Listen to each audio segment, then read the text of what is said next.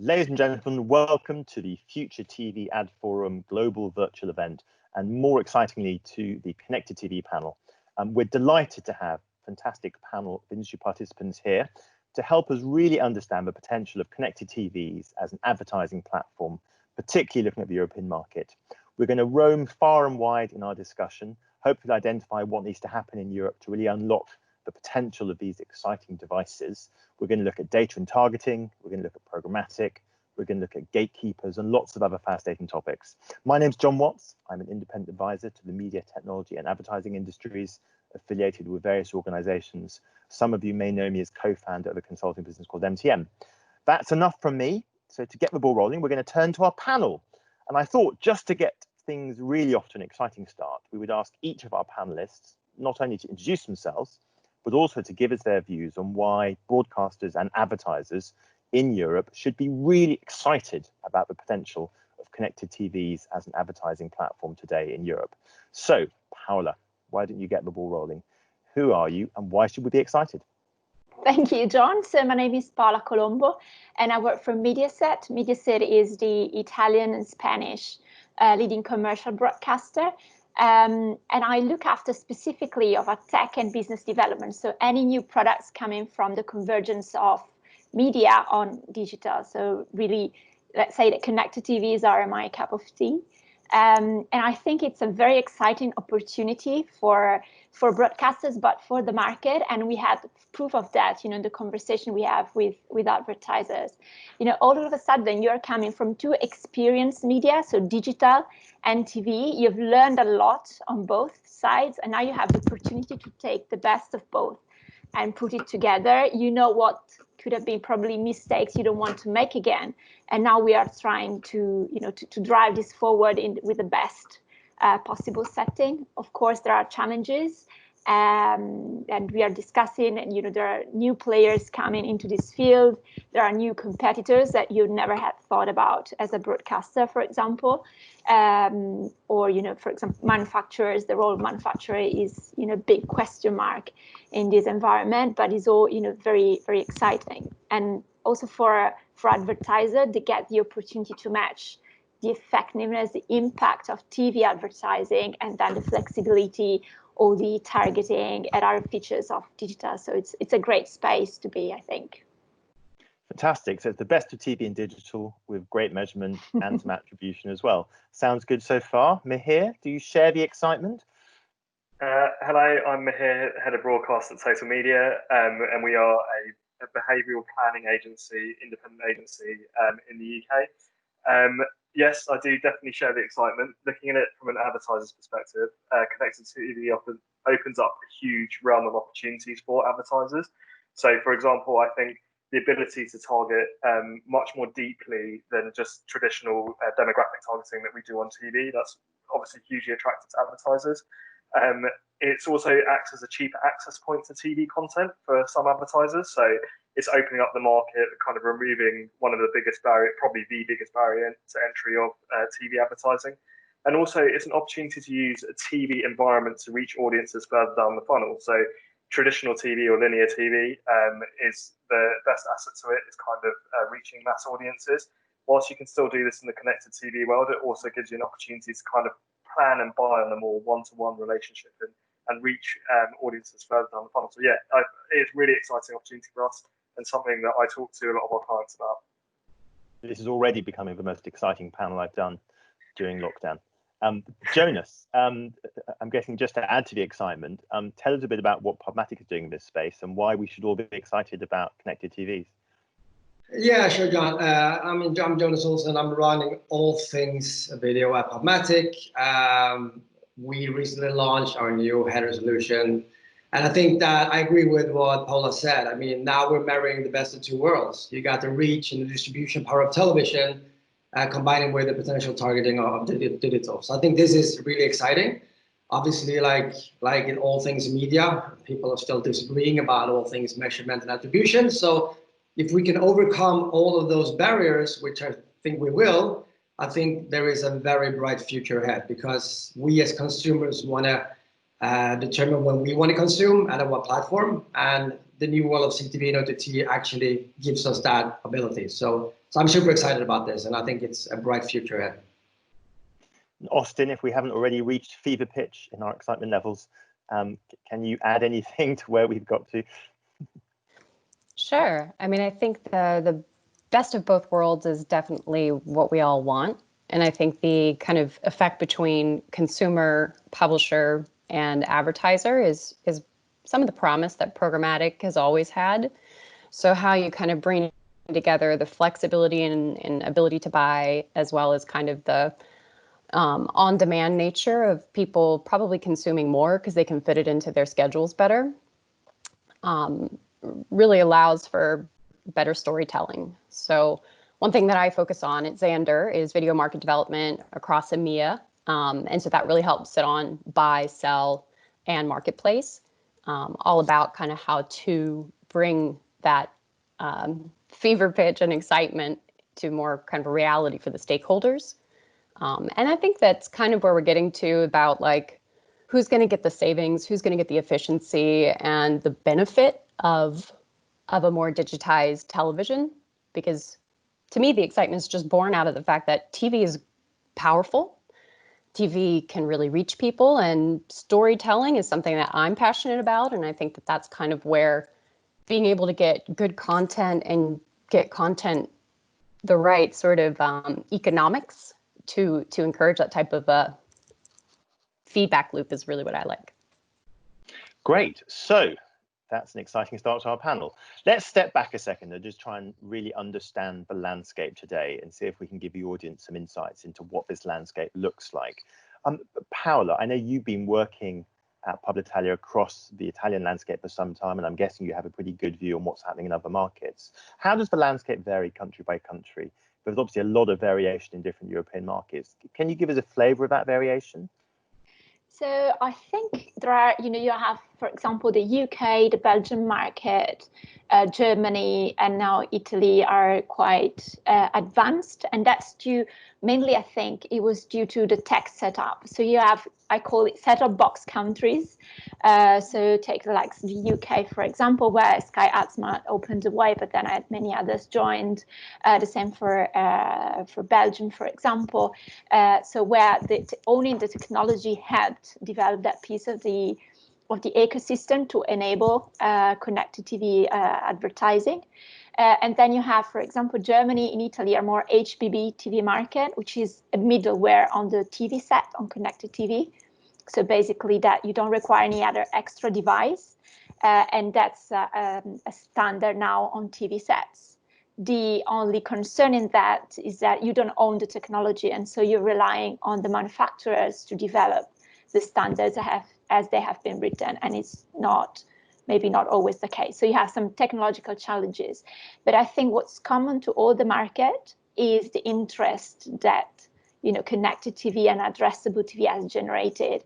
And since we started in 2017, I don't remember a meeting where an advertiser said, amazing, we want to try it. So we've done a lot of education, and mainly not because it's difficult as such, but we really wanted to the advertiser to avoid deciding in which bucket that had to go. So it's not TV and it's not digital. So, you have to explain, you have to find a new space for this new shiny object, because you cannot apply the same, straight off digital measurement and not even the TV one. So you have to find its own space in your planning strategy and, the right measurement. And also, a lot of people in Italy ask me, are we ready for programmatic? Can we buy programmatically? And I always think, programmatic is great when you know exactly what's the value of that media space for you. And I'm not sure the market here is ready to understand or to be able to evaluate for my campaign, what's the exact value of that space. So we are going through this process here in our market. That's a really interesting observation. We're definitely going to come back to that. Jonas, I mean, Pragmatics is obviously working also across lots of different European markets. Tell us a bit about how you see the landscape. Do you see that sort of divide between some HBB TV markets, some more set-top box markets? How do people like Samsung and other platforms fit into that picture? Yeah, I basically can agree with everything Paula said. I mean, I actually used to work for SmartClip about 12 years ago when they started to look in the early days about HPV TV, way before they got in companionship with SpotX. So I am pretty familiar with that whole product. And I mean, Germany was the first market to embrace this new standard HPV, obviously because of SmartClip and the way that they progress things. I agree, like in the UK, you got Sky, who's really, really strong. I think a lot of innovation comes from the Nordic markets. I'm not saying that just because I am Swedish, but there's a lot of innovation happening in, the Sweden, Denmark. There are a lot of times they're guinea pigs because it's smaller markets. So if someone is willing to do an investment, that investment is a lot less than if you want to do it in Italy, France, or Germany, for example.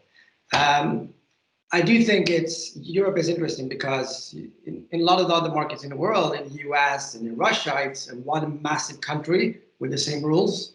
Europe is one region with many different rules, many different languages. And I think that creates challenges, but also bigger opportunities.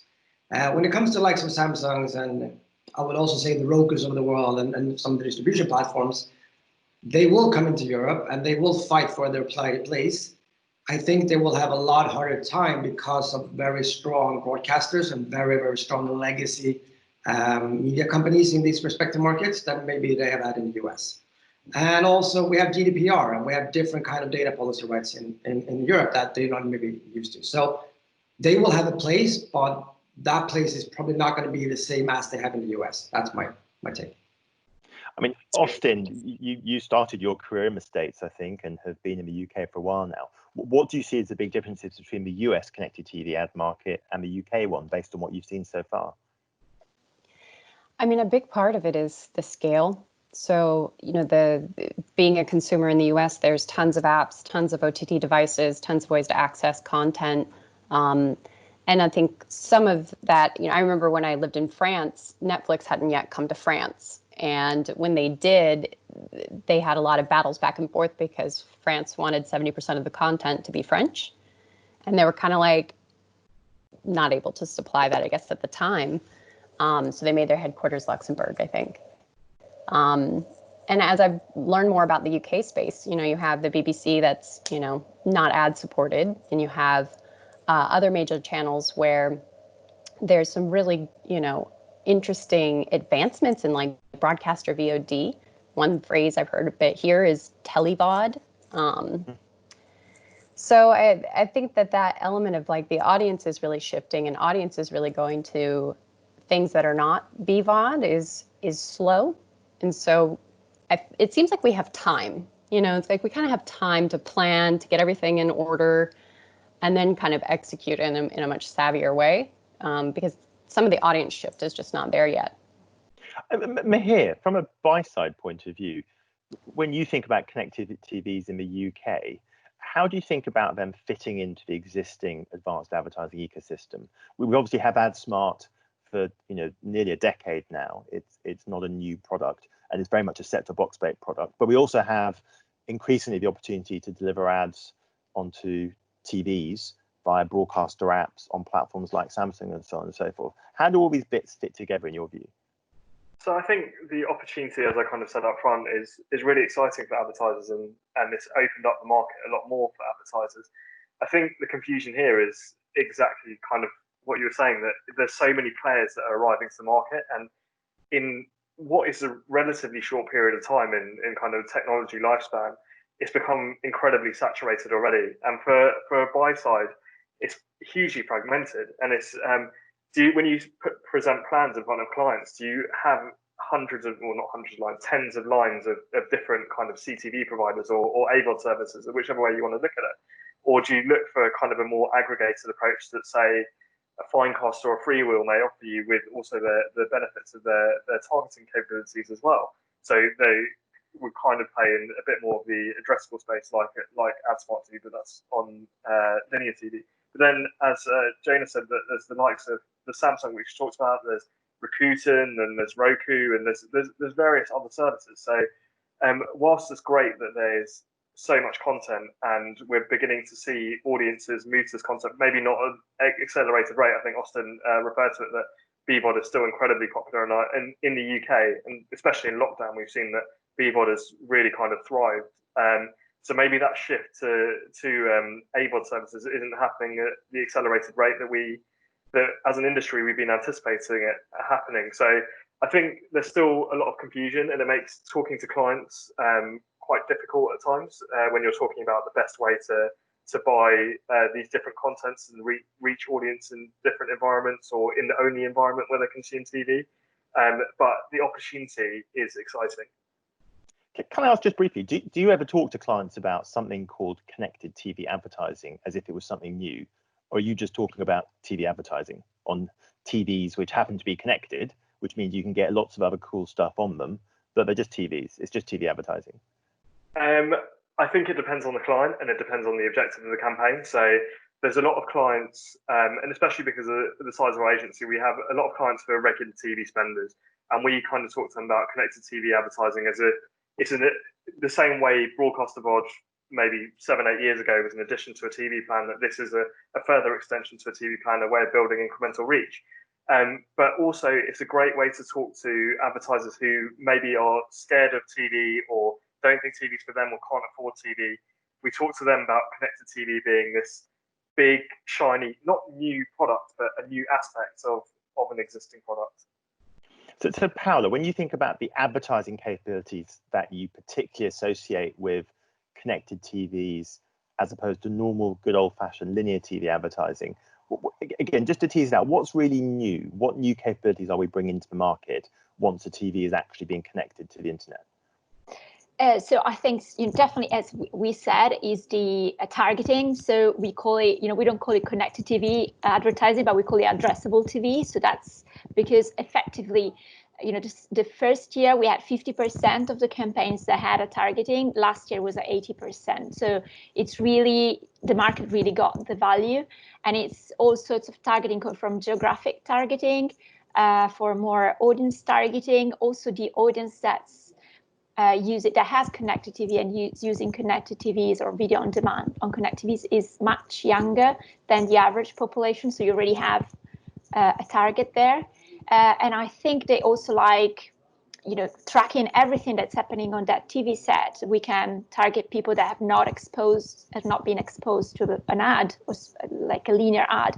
So we can create incremental reach, or we can create storytelling. So these are the products that are more interesting. And lately we are launching digital targeting onto TV. So we have created a family graph. So we know all the devices within the same house. And so we can transfer targeting that we learn on digital. So all the vertical properties we have, like interest for cooking, for design, or beauty. And then we can target on TV sets based on these sets of data. So and that kind of device graph mapping is something that is genuinely exciting, and I think Austin in the States that's quite advanced now, isn't it?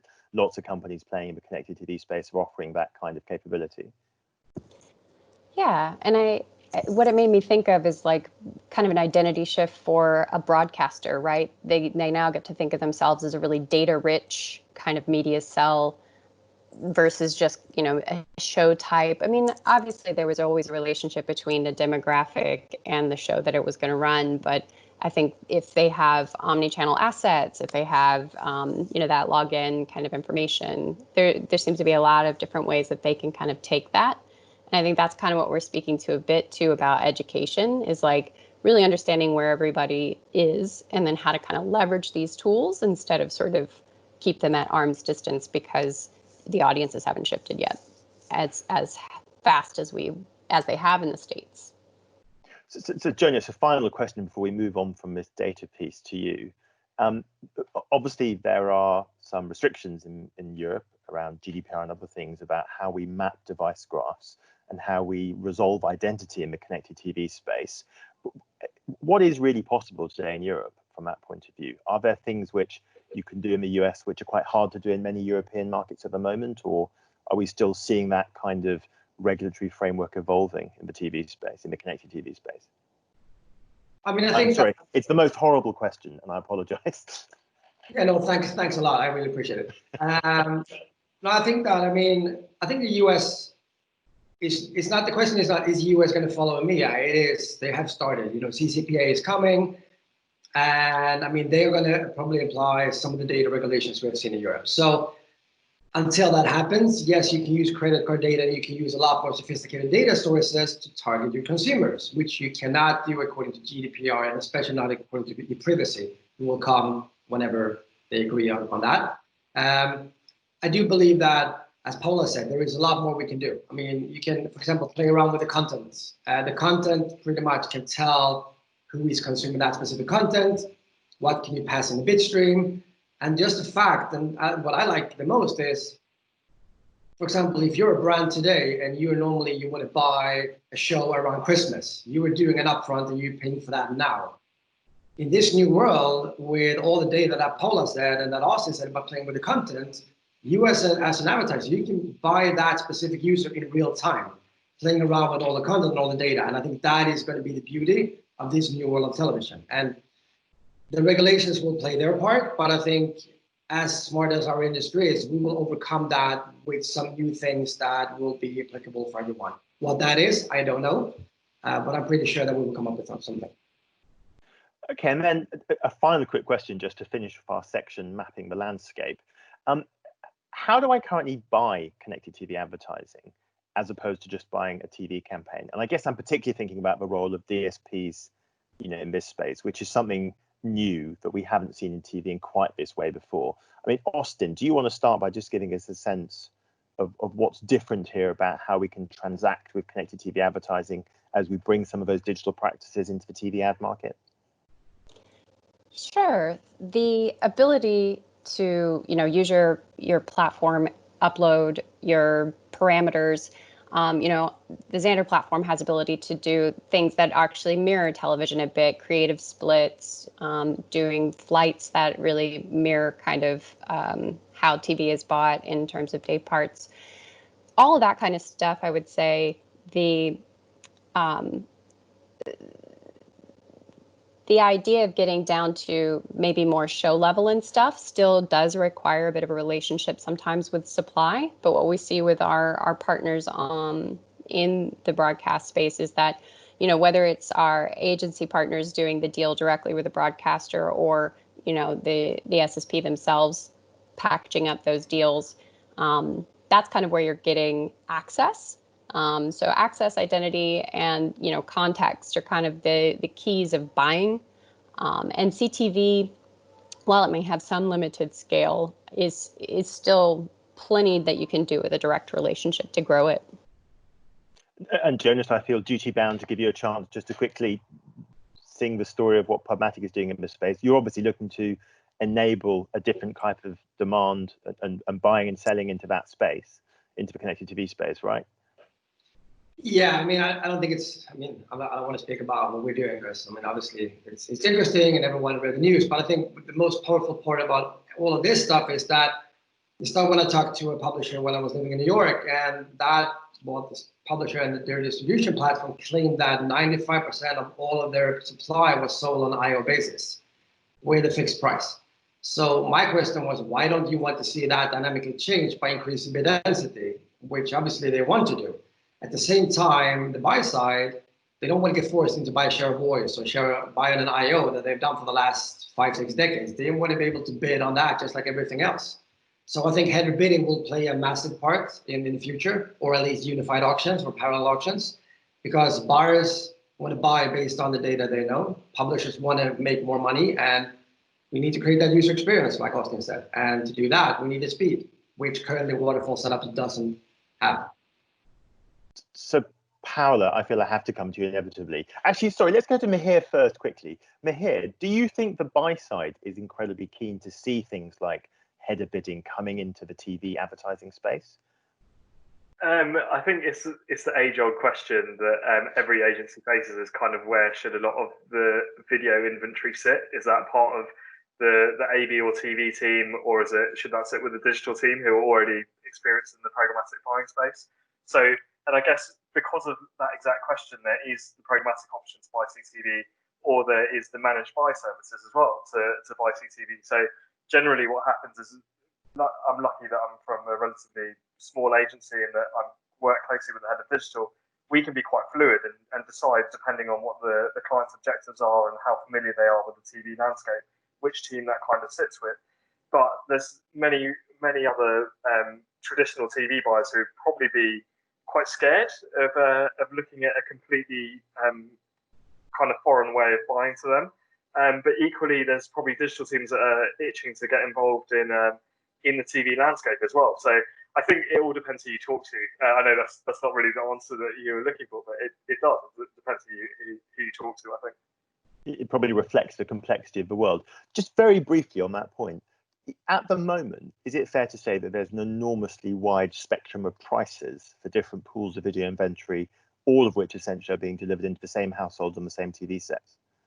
Yeah, I don't think that's unfair to say, because of what we talked about, kind of the way it's bought, whether it's managed by or kind of bought through a DSP, then obviously the prices differ quite significantly.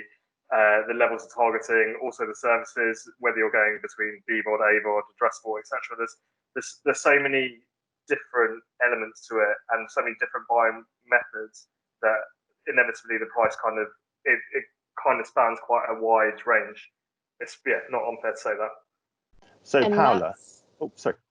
Yeah, I think the price is actually something that's pretty interesting. Some of the ThinkBox articles and stuff will show that the UK market is actually, say $10, around $10 to reach people in a household.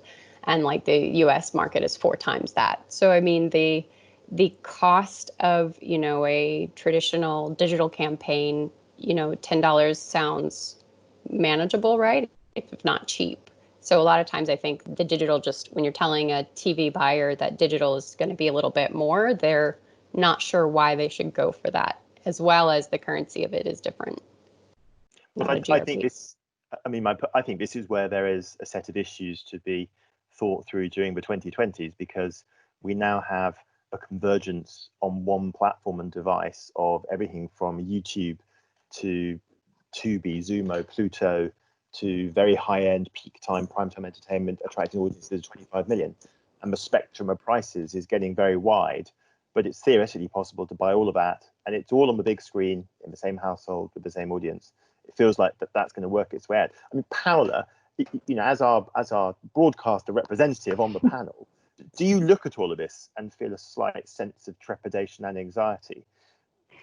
Not so much anxiety, but as I said, when I answered your first question, so it's exciting because I should say I have a digital background, and I actually launched probably the first programmatic campaign as a buyer in the Italian market. So I lived all of that, and now if I see it's okay, if I could go back now that I am a broadcaster, what I would do differently, and I think programmatic is a huge opportunity on both sides, for advertiser and for broadcasters or sellers, but you have to regulate it a bit better from the beginning. So I think what's happening now, and it's a very different perspective when you're the publisher and you see, there's all sorts of measurement that's been thrown you, and you're all of a sudden your inventory has a totally different value according to this measurement system you don't know anything about, that that was launched yesterday with some artificial intelligence algorithm behind. It's saying that your space is worth. And coming to your point now, there's going to be so many platforms that will sell you so many different, let's say, CPMs or cost per GRP. So if you're not able to understand exactly what's worth for you as an advertiser, how you're going to understand where to put your money, going for the cheapest option is not always the best and the most effective in terms of ROI. So I think that's why we are a bit cautious, because I think programmatic, and actually if you think that addressable is enabling a lot of non-TV advertiser, to Mia's point as well. So you have lots of small companies, small medium businesses, small budgets that you want to take, but you have to somehow automate and make more cost efficient to manage. So programmatic is really an opportunity. The way we are looking at it is to try to choose the platforms we are going to enable based on, what they track, what data they take, or if they take any data, what kind of measurement you do. And we are also working with the Italian GIC, so Auditel, which is measuring TV, and is doing amazing steps in measuring total video. So we now have a currency of contacts for the same content across platform, And we are hoping that the official measurement body can go in the direction of measuring also targeting, quality of targets. So we will have one entity that is kind of certified and recognized from both parties that is going to add unofficial measurement.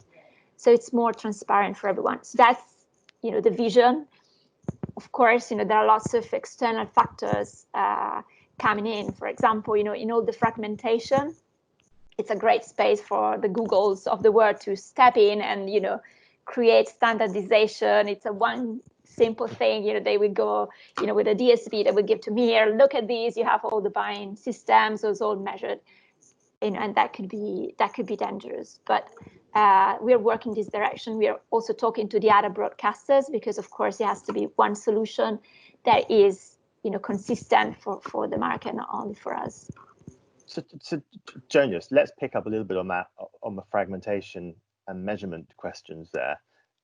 One of the great challenges, of course, facing the JICs of Europe is that there are all these things popping up on TVs which certainly don't feel like broadcasters, they don't smell like broadcasters, they don't behave like broadcasters, and they're sure as hell not being measured like broadcasters.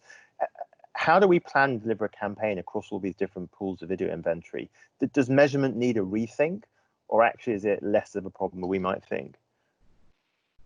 Yeah, that's actually a really good question, and it's funny because 2009 I tried to take down one TV department at one of the larger agencies and explain to them that traditional linear measurement is useless because it's not statistically correct. That was a mistake, of course, because I was proven wrong. So fast forward about, what is it, like 11 years, I think that we're still pretty much in the same place. We're still discussing and arguing who should measure, what should measure, and how should we measure. And should it be GRPs or should it be CPMs? Should we set the prices on CPPs or CPMs? So I think that first we need to agree, all right, what should we measure? Is it just going to be reach and frequency, or should we measure other things? And then, well, who should measure this? And then, like, how we should measure it. I think that's going to be the three main questions. And so far, to Austin's point, there was a lot of stuff happening in the US. And I mean, I met with most of the big ones, Nielsen, Comscore, TrueOptic. I'm not really amazed. I mean, none of them have really come up with anything groundbreaking so far. So, I mean, there's a lot of work to do. There are things happening in Australia with Vox, which is an initiative with all the broadcasters going together and created a unified measurement tool. But that's one country. So I think it's bigger than we maybe think. And I think that we need to agree on these three things first before we move on from this measurement thing. So I was at CES in January of this year, possibly my last trade show of the year, although who knew at the time? And literally every room you walked into, there was somebody launching a new video measurement solution in the US market. 605, Innovid, VideoAmp, as well as the big panel providers, the Sambas, the Alfonsos. It's a very different landscape here. I mean, Austin, a lot of the data that are being used by those new vendors are data sets from connected TVs, right? What are they adding to the market? A sense of hope, that you can, get all that stuff together, map out these, like you're saying, like device fatigue, if you will. I have many different access points for things. And, from my user experience, I just want to pick up with a show where I left off. But for, say, an advertiser, that gives them a huge fragmentation on how to reach me or to continue a story or to understand the frequency. So I when you look over here, there may be a lot of regional or local or country by country solutions for that. So, as a tech platform, now you need to try to find 8 different ways to partner, and who has market share, who's, I guess, accepted. Because that's some of it sometimes in the US is like, this agency said that this is going to be how they measure. And it is so, and versus television where everybody really takes Nielsen as because it's been around for so long. But I think, it's panel based enough of a certain amount of people, and then they have to use third parties to kind of do that digital match. And so, I don't know if anybody would say that that's a perfect solution either. So I think just somebody have a system of record. It feels like there's a sort of plethora of not perfect solutions, but there's lots of choice out there. And just quickly, Mihir, from a buyer point of view, you know, when an advertiser comes to you and says they want to buy a set of campaigns targeting 16 to 34s, they appear to be very light linear TV viewers in many markets.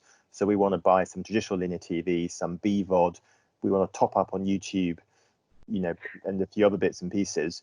Do you put your head in your hands and think, please no, that's a real nightmare to plan given what's currently available? Or actually, is that a problem that you've now largely resolved?